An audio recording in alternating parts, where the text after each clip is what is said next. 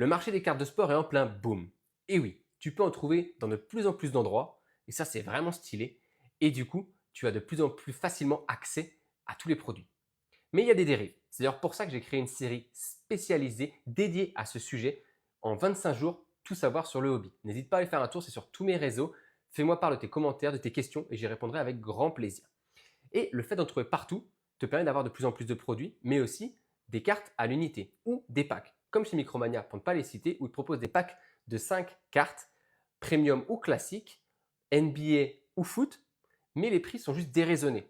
En gros, le pack de 5 cartes de foot Tiny Score Ligue 1 vaut 5 euros, ce qui fait 1 euro la carte. Et de 10 cartes NBA Flagship vaut 5 euros les 10 cartes, ce qui fait 50 centimes la carte. Quand tu mets tout ça en fait en corrélation avec le marché, c'est déraisonné. Une carte de base vaut en moyenne 1 à 10 centimes. 10 centimes, c'est vraiment que la carte, c'est une rookie d'un joueur, etc.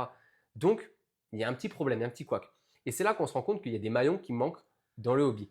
En fait, ces boutiques, ces vendeurs ne sont pas au courant de ce qui se passe sur le marché des cartes de sport. À la base, ils vendaient sûrement autre chose. Ils ont appris le TCG. Et encore, c'est pas facile de connaître tous les TCG. Et là, ils découvrent le monde du sport. Mais il n'y a personne qui les a formés. Et pour moi, c'est ce maillon qui est manquant entre les fabricants et les distributeurs.